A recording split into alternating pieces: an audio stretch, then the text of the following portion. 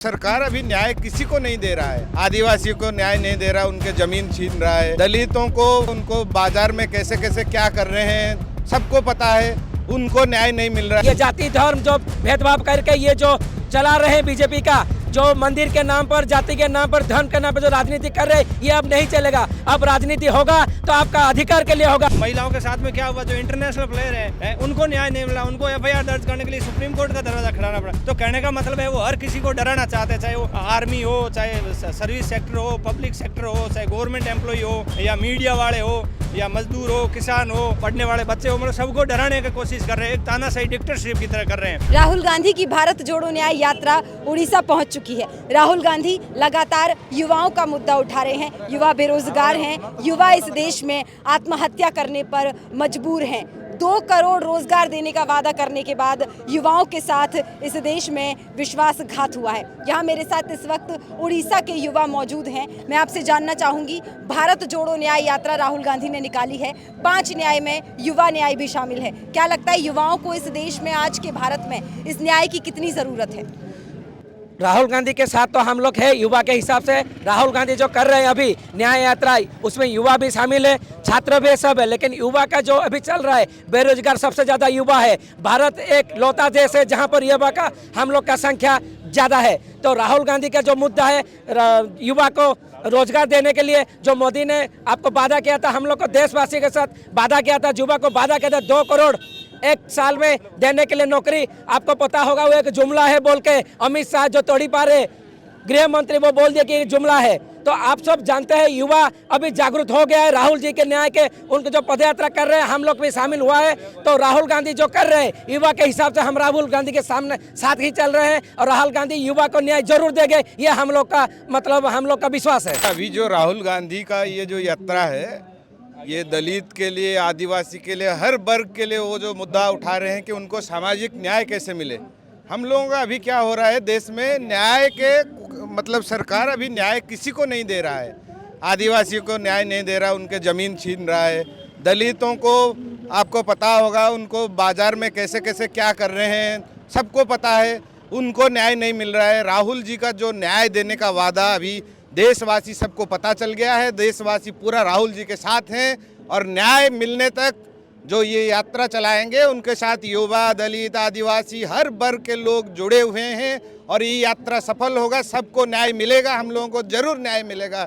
ये मेरा राहुल जी के ऊपर दृढ़ विश्वास है और देशवासियों का भी विश्वास है। युवा राहुल गांधी जी के साथ है। आप आज पदयात्रा में आपको भी पता चलेगा युवा कैसे शामिल हो गए राहुल जी के साथ। ये जाति धर्म जो भेदभाव करके ये जो चला रहे हैं बीजेपी का, जो मंदिर के नाम पर, जाति के नाम पर, धर्म के नाम पर जो राजनीति कर रहे हैं, ये अब नहीं चलेगा। अब राजनीति होगा तो आपका अधिकार के लिए होगा। जो राहुल जी जो युवा के साथ कर रहे हैं, छात्र के साथ, कृषक के साथ, महिला के साथ और भारतीय वासी के साथ जो है वही आगे चलेगा। अब जाति धर्म नहीं चलेगा। जिसका अधिकार है, राहुल जी जो न्याय यात्रा कर रहे हैं वही होगा। तो 2024 में राहुल जी हम लोग का प्रधानमंत्री हो गए, ये हम लोग का दृढ़ विश्वास है। अभी जो राहुल जी जो ले रहा है, जो पदक्षेप ले रहा है, वो अच्छा ले रहा है, क्योंकि युवा के लिए, हम यूथ के लिए जो ले रहा है, हमारे लिए जो आर्मी में भर्ती होना चाहिए जो लड़का, मैं भी आर्मी में भर्ती होना चाहता था, जब 5 साल में रख दिया क्या ना हम लोग को, आप ये लीजिए क्या 5 साल के बाद हम क्या करेंगे?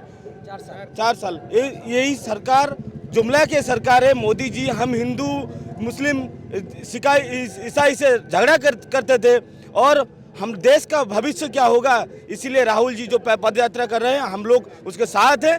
जब तक न्याय को हक नहीं मिलने, हम उस तक खून को दे के हम लड़ाई करेंगे। मणिपुर में जो उन्होंने हालात बना रखा है, भाई भाई को काट रहा है, एक वर्ग दूसरे को काट रहा है, मतलब इतनी अनिश्चितता और वो सारे होपलेस हुए हुए हैं। हमने वहाँ की पुलिस को पूछा, सर आप रोकते क्यों नहीं? तो उन्होंने, हम कुछ नहीं कर सकते, आप लड़ो तो लड़ो।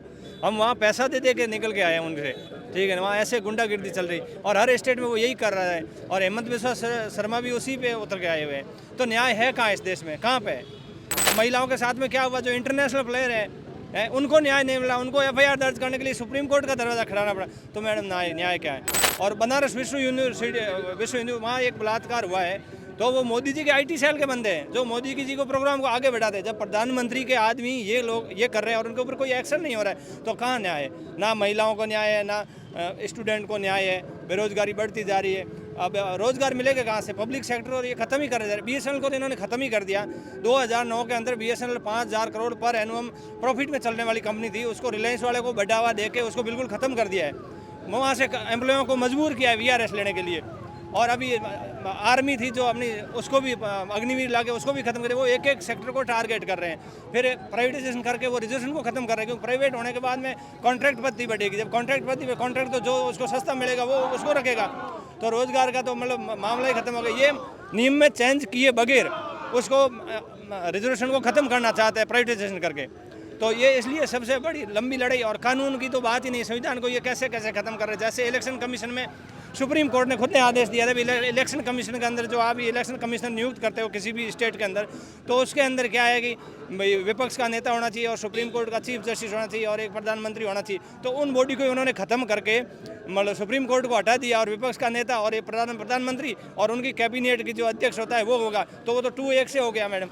जैसे कोई मैच होता है उसमें अगर एक ही देश के 2 हो गए और एक विपक्षी होगा तो उसकी तो चलेगी नहीं, तो उसको ये खत्म कर रहे हैं। इन्होंने RTI को खत्म कर दिया। जितना भी करप्शन पकड़ा जाता था RTI से पकड़ा जाता था, वो भी स्वायत्त संस्था उनको PMO के अंडर में ले लिया। अभी आप PMO से RTI नहीं मांग सकते। जैसे ही मानते आपके नोटिस आता है पेनल्टी का, तो मतलब कुछ है ही नहीं, हर जुबान पे ताले लगा रहे हैं। और रही न्यूज़ चैनल, तो मीडिया वाले तो सारे चैनल भी आप किसी का विकीपीडिया उठाकर देख लो, उनकी सारे BJP के ही है। धीरे धीरे आपको खत्म किया जा रहा है और एक एक को काटा जा रहा है। अगर ऐसे ही रहेगा तो कैसे देश चलेगा? देश वापस ये अंग्रेजों की नीति पे आ रहे हैं, जहाँ पे हिंदू मुस्लिम है वहाँ हिंदू मुस्लिम को लड़ा रहे हैं, जहाँ एक भाषा को दूसरी भाषा से लड़ा रहे हैं, जहाँ खाली हिंदू है तो उसको ST SC और जनरल कास्ट से लड़ा रहे हैं। मतलब इनका काम लड़ाने का काम है। जैसे ये लड़ेंगे, जैसे आप 2 फोटोग्राफ, मैं आपको दोनों को लड़ाऊंगा, आप लड़ोगे, मैं आपका फ़ोन लेके गायब हो जाऊंगा। मोदी जी वो काम कर रहे हैं पीछे। जैसे पिछली बार पुलवामा अटैक हुआ था तो सारा TV पे पुलवामा अटैक बताया, पीछे एयरपोर्ट सारे अडानी को दे दिए, ठीक है ना। किसानों के अभी इन्होंने क्या किया है, जैसे ये अग्निवीर योजना लाए, क्यों लाए?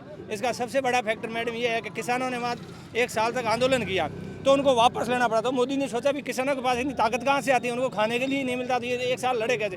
फिर बोला सर ये किसान वर्ग से आते हैं और ये फौज में सर्विस करते हैं ज़्यादातर, तो 15 साल बाद में रिटायर होते हैं, इनको पेंशन मिलती है। तो बोला ये तो हमेशा सरकार के खिलाफ बोलते रहेंगे। तो उन्होंने अग्निवीर लाया, क्योंकि वहीं से मजदूर किसान वर्ग से शोषित वर्ग से फौज में जाते हैं। जब उनको 4 साल से निकाल देंगे, उनको कैंटीन फैसिलिटी नहीं देंगे, हॉस्पिटल की फैसिलिटी नहीं देंगे, उनको पेंशन नहीं देंगे, तो फिर वो अपने पेट भरने के लिए मेहनत करता है, कहीं मजदूरी करेगा ना, गवर्नमेंट की गलत पॉलिसी के खिलाफ बोल नहीं पाएगा। तो ये सारी प्लानिंग रची हुई है। और उसके पीछे सबसे बड़ा RSS का हाल है। RSS हाल पीछे से बैकवर्ड सपोर्ट करता है। RSS वो किसी को लड़ा था कि ये ऐसा है, वो ऐसा है, ये ऐसा है, और ये हर जब से हम यात्रा शुरू करें ये दबाव डाल रहे हैं। पहले उन्होंने मणिपुर में दबाव डाला, उन्होंने कोई सिक्योरिटी नहीं दी। फिर हेमंत बिस्वा शर्मा पे दबाव डाला तो उसने धारा 144 लगा दी, रोड जाम कर दिया, हमारे को चलने नहीं दिया, वहाँ धक्का मारी हुई, ठीक है। और राहुल जी ने बोला हम कानून का उल्लंघन नहीं करें, इसलिए वापस आके बाकी हम उनसे डरने वाले नहीं है। उसके बाद जैसे ही हम बंगाल में एंट्री हुए, उन्होंने दीदी के ऊपर इतना दबाव लगाया, दीदी ने एक दिन 144 धारा लगा दी। जैसे बिहार में एंट्री हुए, नीतीश कुमार के ऊपर दबाव डाला तो वो NDA में चले गए, ठीक है ना। और जैसे ही झारखंड में एंट्री होने वाली थी तो उनके CM को गलती मुकदमे में फंसा लिया। उन्होंने वो लैंड ही नहीं खरीदी तो झूठा मुकदमा है, सिर्फ वर्बली कहने पर नवाज, ना कोई कागजी प्रूफ है। तो कहने का मतलब है वो हर किसी को डराना चाहते हैं, चाहे वो आर्मी हो, चाहे सर्विस सेक्टर हो, पब्लिक सेक्टर हो, चाहे गवर्नमेंट एम्प्लॉय हो, या मीडिया वाले हो, या मजदूर हो, किसान हो, पढ़ने वाले बच्चे हो, मतलब सबको डराने की कोशिश कर रहे हैं। एक तानाशाही डिक्टेटरशिप की तरह कर रहे हैं, ठीक है। जो किसी समय में हिटलर करता था उसी पे आ गए वो। उनके लिए कानून व्यवस्था कोई मायने नहीं रखता है, वो कानून को नहीं मानते। वो तो मनुस्मृति को लागू कराना चाहते हैं, जिसके अंदर सारी ऊंच नीच है, आप अलग हो, मैं अलग हूँ, महिला मंदिर में नहीं जा सकती, वो जैसे आप केरला में नहीं सुना, वो उस मनुस्मृति को लागू कराना चाहते हैं। ये छूत है, ये अछूत है, बातें बड़ी बड़ी करते हैं। अभी इन्होंने राम मंदिर बनाया या कोई और मंदिर बनाया, वहाँ ST SC को तो अलाउड ही नहीं है किसी मंदिर में, तो फिर वो हिंदू नहीं है क्या? तो ये मतलब धार्मिक और भावना को भड़का करके अपनी सत्ता जारी रखना चाहते हैं, ताकि पब्लिक इसमें लड़ती रहे और हम अपना काम करते रहे, क्योंकि इनकी पुरानी आइडियोलॉजी है ये गोडसे के समय से। बहुत बहुत शुक्रिया। आपने सुना, ये इस देश का जागरूक युवा है और ये भारत जोड़ो न्याय यात्रा का असर है कि इस देश का हर युवा अब न्याय की गुहार लगा रहा है, हर महिला न्याय की गुहार लगा रही है, हर व्यक्ति जिसके साथ मोदी सरकार तानाशाही कर रही है वो इस यात्रा में शामिल है, राहुल गांधी की न्याय की मुहिम के साथ शामिल है और न्याय के हक की ये लड़ाई जारी रहेगी, न्याय का हक मिलने तक। न्याय का हक मिलने तक।